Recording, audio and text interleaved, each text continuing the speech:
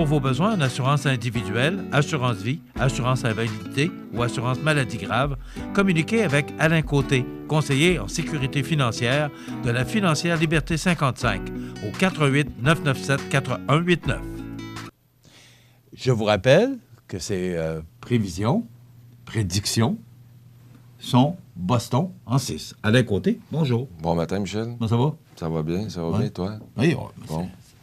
Comme l'expression le dit, ça n'arrête pas de donner aller. Ah, super. C'est vraiment québécois. Okay, écoute, j'étais d'une déception, mon ami, et je m'explique. OK. Ça n'a rien à voir avec Samuel Blais, là. Ça n'a rien à voir. Toute l'organisation, écoute, pendant une semaine, là, même on s'est impliqué, nous, on a fait de la publicité sur les panneaux d'affichage numérique là, sur le boulevard Taché. Mm-hmm. On a embarqué là-dedans, puis tu peux pas embarquer. Avec l'événement, ben oui, c'est ça. On a un gars de Montmagny qui a joué dans la Ligue nationale, comme vous, M. Côté. Là, on est en série, c'est la Coupe Stanley. Ils ont gagné tout un match jeudi. De mémoire, c'était jeudi? Mercredi? C'était mercredi. Ouais, mercredi. Oui. Et là, tout le monde est enthousiaste. Là, c'est le match important. On est à Saint-Louis. Et je ne sais pas combien il y avait de personnes à Place Montel, mais il y avait du monde, là. On disait peut-être, on évaluait peut-être 2000 personnes, plus ou 2000? moins, quelque chose. Ça se peut-tu? Ouais. Ouais, j'ai entendu ça, là. On voit des images, hein, d'ailleurs. Ouais, c'est ça, ouais. Alors, il y avait du monde. Et en première période, 4-0. Ça, ça peut pas avoir une douche plus froide que ça. Là. C'est pas mal froide. Là, j'étais pas là, j'étais pas hier, mais ouais. T'es allé. Raconte-moi un peu ce que tu as vu lundi soir, samedi soir. Oui, en fait, j'étais pas loin. J'avais un événement avec le Club social Rotary et tout ça. Là, on avait une belle soirée, à la Maison Rousseau. Mais j'étais là quand même, à l'heure du midi, je prenais un petit café, là, voir les préparatifs et tout ça. Tout ce qui se préparait, les gens là, qui venaient un peu se promener aux alentours, justement, voir en guise de préparation. Puis malheureusement, c'est ça. Donc, j'avais une activité là, en plein là, dans les heures de match et le précédent, le match, là, en fait. Mais j'ai tout de même quand même vu là, la troisième période là, de loin, en placotant un peu avec tout le monde. Mais c'est sûr que... écoute, on a perdu le match, là. Les Blues ont perdu la game, mais c'est pas la série encore. C'est sûr qu'on perde... C'est sûr que 4-0 après la première, là, c'est un peu démoralisant. Puis on se dit, là, on peut revenir dans la partie, mais ça sera pas facile. Mais en tout cas... Mais ce que je veux dire par là, c'est qu'on perde 1-0 ou qu'on perde 5-0 ou 7-2. On a perdu, on l'oublie. Les Blues ont toujours bien rebondi lors d'une défaite là, dans les séries. Est-ce qu'on va voir ça? Pour eux, oui, pour leur chance d'égaler. Ils ont la chance d'égaler là, la série ce soir. Il faut qu'ils rebondissent absolument, parce que sinon, si ça devient 3-1, Boston, ça peut être compliqué. Là, est-ce que Binnington est à la hauteur? Mauvaise soirée, mauvais match. Binnington, j'entends, c'est le gardien de but des Saint-Louis. C'est ça. Est-ce qu'il est à la hauteur? Parce que, écoute, il s'est fait passer des rondelles. D'ailleurs, sa faiblesse. Ouais. Sa faiblesse, c'est, moi, le style papillon. Là. Ouais. Je ne sais pas qui c'est qui a inventé ça. Parce que Patrick Roy a commencé avec ça. Ouais, c'est on voit Price qui joue avec ça. Et le style papillon, la façon qu'ils sont pliés, qu'ils sont agenouillés, la rondelle passe entre tes deux jambes. Et Binnington, c'est une de ses faiblesses que Boston a décelées, parce que les commentateurs l'ont précisé aussi. Et c'est à peu près la majorité des buts qui se fait compter. Je te mais 4-0, là, moi, je me demandais, et pourquoi? Dis-moi, Alain, moi, la question... la question qui tue. Pourquoi à 4-0 que Bérubé, le coach de Saint-Louis, n'a pas changé de gardien? C'était encore... à 4-0, c'est encore récupérable. Mais pourquoi on n'a pas changé de gardien?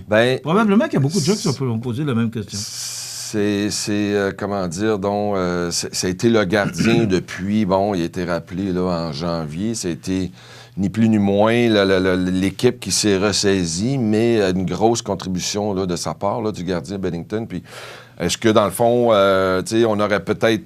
Écoute, c'est une décision, une bonne ou une mauvaise, ça dépend. Ça dépend comment est-ce qu'il va réagir ce soir, là, ou ça dépend comment est-ce que les Blues vont...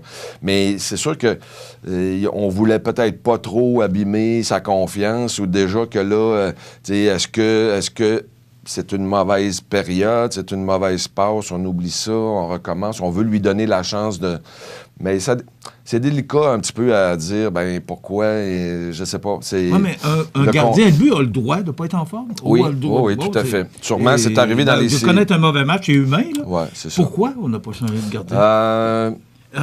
Souviens-toi, avec les Hurricanes, lorsque le gardien était blessé, on a pris, c'est un bonhomme qui a 35 ans, on a pris le gardien substitut. Oui. Et on sait le succès qu'il a connu.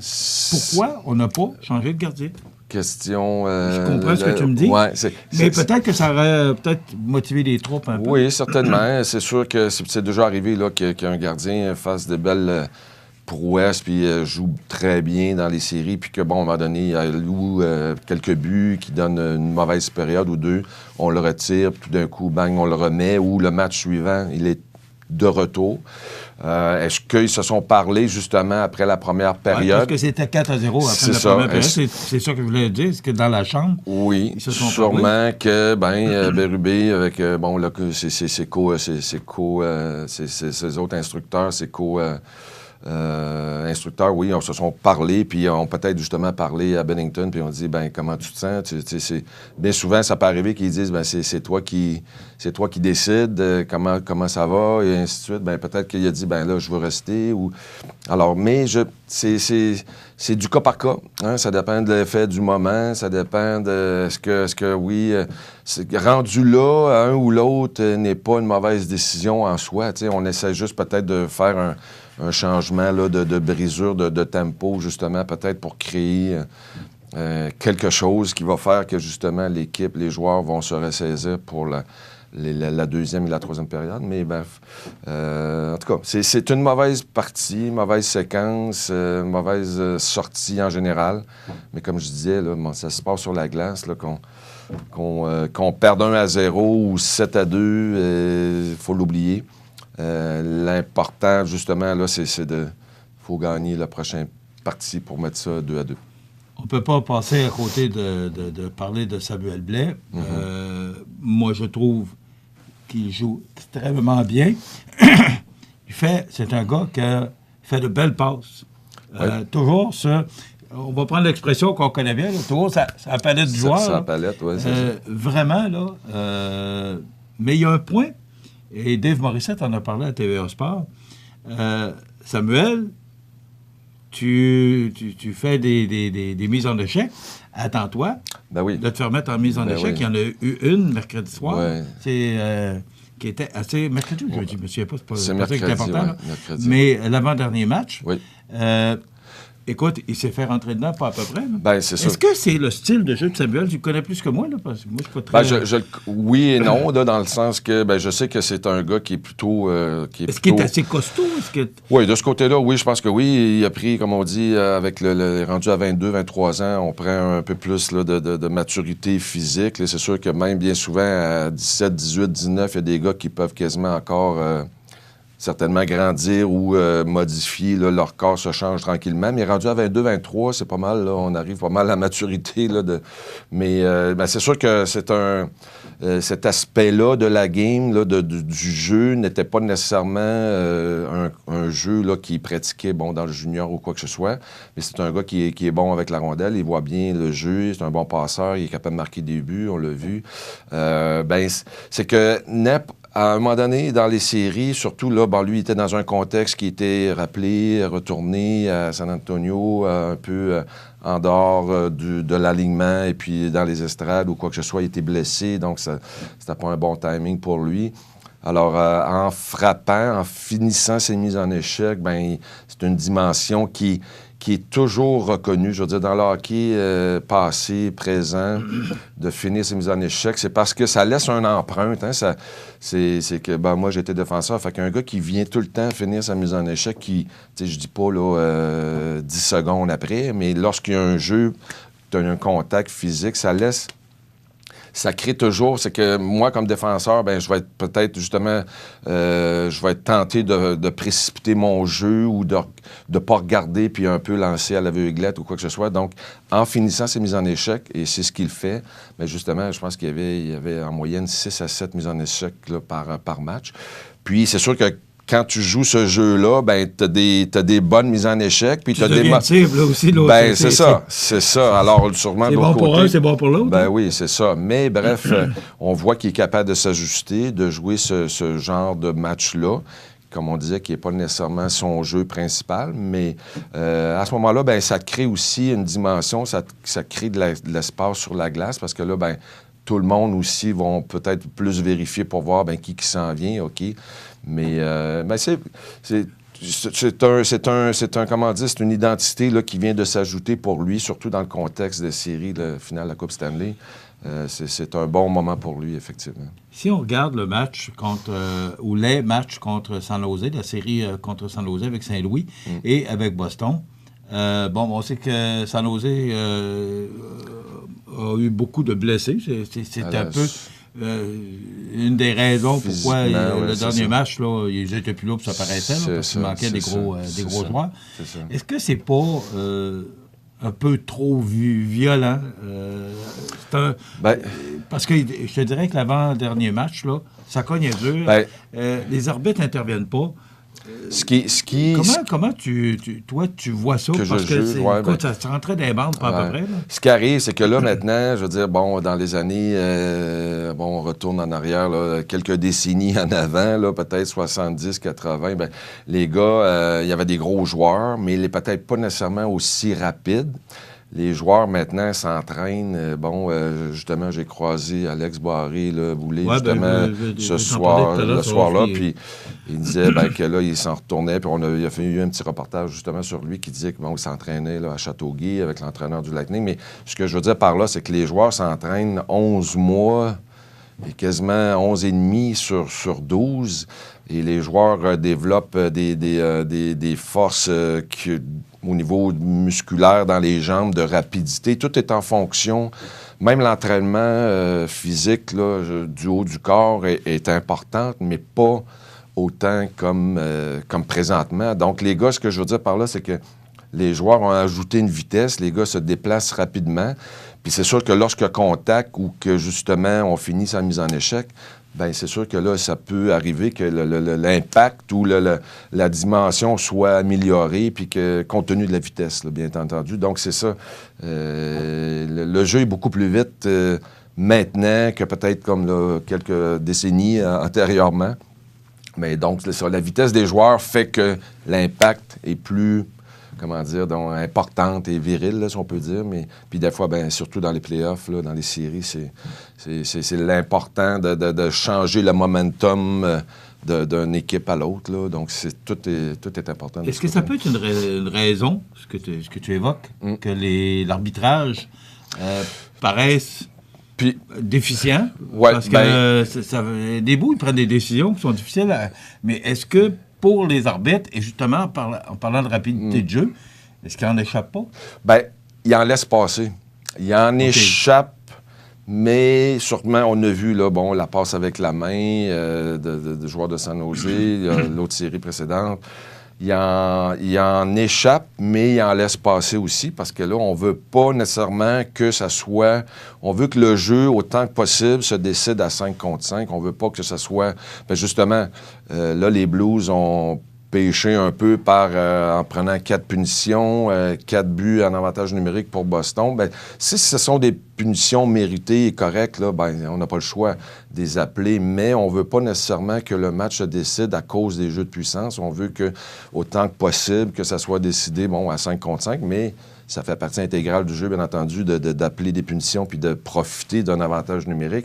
Et c'est ce qui a coûté probablement le match. Là, Saint-Louis, c'est ça, voulait justement lancer un certain momentum, mais par le fait même, se sont fait prendre un petit peu à leur propre jeu en écopant de punitions. Et donc, je pense qu'ils doivent peut-être plus canaliser ou essayer de retenir leur énergie, mais tout en étant agressif, mais peut-être faire attention justement pour minimiser les punitions. Puis à ce moment-là, parce que là, bon, on profite de 4 avantages numériques, là, puis en plus, Boston, depuis le début des séries, ou même durant l'année, ont eu un jeu de puissance là, quand même assez percutant, là, si on peut dire. Et donc, c'est ça. Je pense que Saint-Louis devra faire attention, là, justement, pour minimiser les punitions, pour pas, justement, leur donner la chance à Boston, qui, justement, là, est très, très... fait payer le prix présentement là, lorsqu'on prend des punitions. Donc, il faut faire attention. Est-ce que ça se peut qu'il y ait 2 formes d'arbitrage? L'arbitrage de l'année normale, oui. l'année du calendrier normal, Tout à fait. et des séries? Oui, c'est sûr. On s'ajuste, on essaie, on veut On n'arbitre pas de la même façon? Oui, on laisse passer un petit peu plus. Vraiment, parfois, c'est comme flagrant, là, parce que, bon, dans l'année, on fait juste mettre le bâton devant un joueur, on y touche quasiment pas, là, j'exagère, mais on appelle une punition, tandis que là, bien souvent, là, des fois, on veut pas que le match, que la partie ralentisse. Alors, on veut que les joueurs se déploient de vitesse. On veut que maintenant, la game est beaucoup comme ça. Mais c'est sûr que là, dans les séries, on laisse passer certains gestes ou certaines punitions qui peut-être auraient pu être appelées, mais là, on les laisse passer dans les séries, là, c'est sûr. On dit dans un article de Jean-François Chaumont, oui, c'est bien ça, oui. du Journal de Québec, les Blues gardent leur calme. Est-ce que, selon toi, aujourd'hui, là, avec cette défaite de samedi 7-2, là, ça aurait été 2-1, 3-2, ouais, mais là, 7-2, est-ce que ça affecte ou ça peut affecter le moral des troupes? Bien, comme j'ai dit, peut-être que oui, là, après le match, là, on dit, ben là, c'était pas notre soirée, ça n'a pas bien été, mais dans le fond, il faut qu'on oublie cette partie-là. Comme j'ai mentionné, que ce soit 1-0, le constat à la fin, c'est qu'on a perdu le match. Fait que des fois... C'est pas le score qui est important, même dans la tête des gars, parce oui, que est-ce qu'on perd un peu confiance en son gardien? Oui, bien c'est ça, mais l'important, c'est de voir comment, justement, Binnington et la troupe en général, l'équipe va réagir, justement. Oui, ça peut... Bien, le résultat de la série va nous le dire, en fait. Hein, on va dire, ben là, si les Blues perdent, justement, là, 2 autres parties... Est-ce que ça se pourrait que la série se soit juste samedi soir? Ça peut.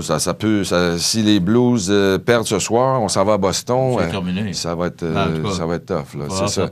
Mais les chapelets sur le corde à linge. Ouais. Les lampions. Là. Voilà, une série de... C'est ça. Mais est-ce que c'est vrai, Alain, que ce soir, c'est le match le plus important pour les 2 équipes? Si Boston gagne ce soir, on s'en va à Boston. Ouais, alors, on connaît la suite. Et si Saint-Louis gagne, ça devient une nouvelle série, ça devient 2-3. C'est ça. Sont tous importants, hein, on ne s'en cache pas, mais c'est sûr que là, il y a une définition un peu plus spéciale, justement, c'est 2-2 ou ça va être 3-1. C'est sûr que là, ça a c'est pas pareil, 2-2. Non, c'est ça. Ça n'a pas le même impact. C'est ça. Mais c'est comme on dit, là, est-ce que une mauvaise sortie de Rask, un peu chanceux du côté des Blues, ont réussi à gagner en surtemps? Ça se peut que ça soit ça aussi.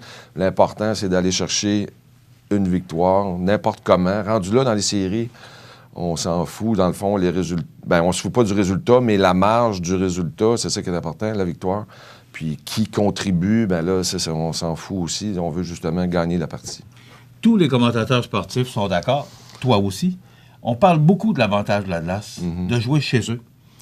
Et c'est drôle, mais je remarque que c'est pas le même jeu. Est-ce que ça se peut que lorsqu'on joue à la maison, avec la foule qui est là, qui réagit à chaque fois que qu'il se passe quelque chose et qui ne réagit plus quand c'est 4-0. C'est ça. Et là, tu le sens que les DUE, on a vu ça au Centre Bell. À un moment donné, les gens huaient les joueurs du Canadien. Est-ce que c'est vraiment un avantage ou ça peut devenir un désavantage? Ça dépend de la partie. Hein? Ça dépend du moment. Autant, des fois, tu vas avoir ou tu vas sentir que le momentum se transfère à ton avantage. Oui, c'est ça. Autant quand tu perds 4-0, là, tes gestes ou tes décisions sont peut-être pas nécessairement les meilleures ou quoi. Il y a un petit peu de stress dans l'enjeu au total. Je sais pas. C'est délicat à dire. Des fois, c'est bon d'être à la maison, des fois d'être à l'extérieur. Comme on dit, dans le fond, on n'a pas la pression. L'équipe adverse n'a pas nécessairement la pression. C'est l'équipe haute là, qui doit performer. Mais des fois, normalement, On serait porté à croire que ça joue en notre faveur, oui, mais pas tout le temps. Là, et même Canadien avait une fiche quasiment meilleure à l'extérieur qu'au Centre Bell. Alors, c'est ça. Ça dépend des événements, ça dépend du momentum. En tout cas, on va voir justement là, la série. En tout cas, tout est possible. Il n'y a rien de fini encore, mais il ne faut pas perdre le contrôle là, ce soir, ça, c'est sûr. OK. Récemment, tu as parlé avec Alex Barré-Boulet. Oui. C'est un autre joueur de Montmagny qui, lui, est dans le club école de Tampa Bay. Oui. Ça va bien pour... c'est bien Tampa Bay, oui. Oui, oui. Comment il va? Parce qu'on est supposé, à un moment donné, tu es supposé nous l'emmener ici ou de réaliser une entrevue. Oui, c'est ça, effectivement. Là, on s'est juste texté quelques textos aller-retour. Comment ça va? Es-tu disponible? Ouais. Oui, non. Là, il est à l'entraînement présentement. Déjà, c'est comme... c'est sûr que, sa saison a terminé, là, je dirais, ça fait peut-être 3 semaines, 1 mois. Déjà, je mentionnais là, que les gars s'entraînent 11 mois sur 12. Là, c'est ça. Il est de retour à l'entraînement.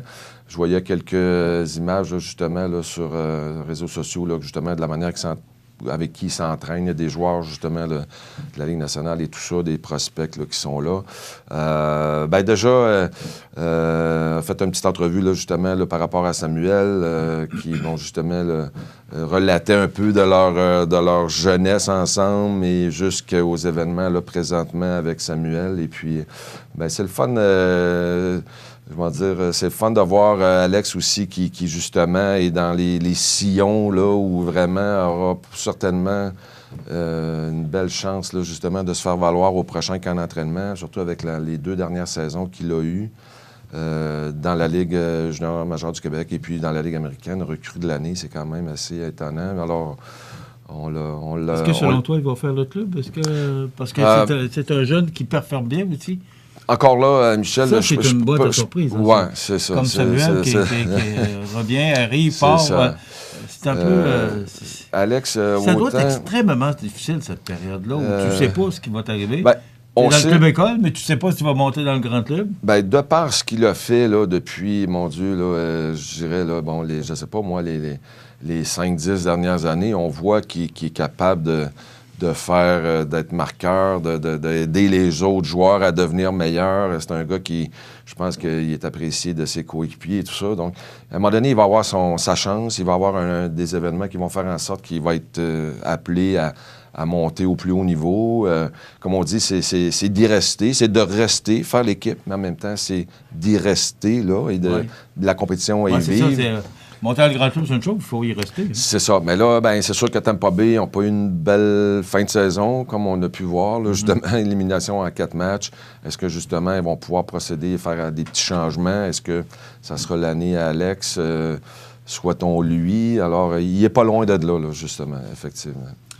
Merci, Alain. C'est toujours intéressant. On se voit la semaine prochaine. On fera l'analyse du match, puis on verra comment ça sera. Puis peut-être on va te garder jusqu'au repêchage, parce qu'il y a des choses intéressantes qui vont se passer. Puis après ça, on va te laisser partir en vacances. Oui. Mais avant de partir en vacances, il ne faut pas oublier que tu es conseiller en sécurité financière pour Liberté 55. Donc, si vous voulez rejoindre Alain, au 88 997 4189, 88 997 4189, c'est toujours intéressant de savoir. Et Samuel Blais, bravo pour ce qu'il a réalisé. On est bien fiers de lui. Tout à fait. Et on lui a démontré samedi soir. Exactement. Merci mon ami. Merci, Michel. On se retrouve la semaine prochaine. Voilà, ça complète.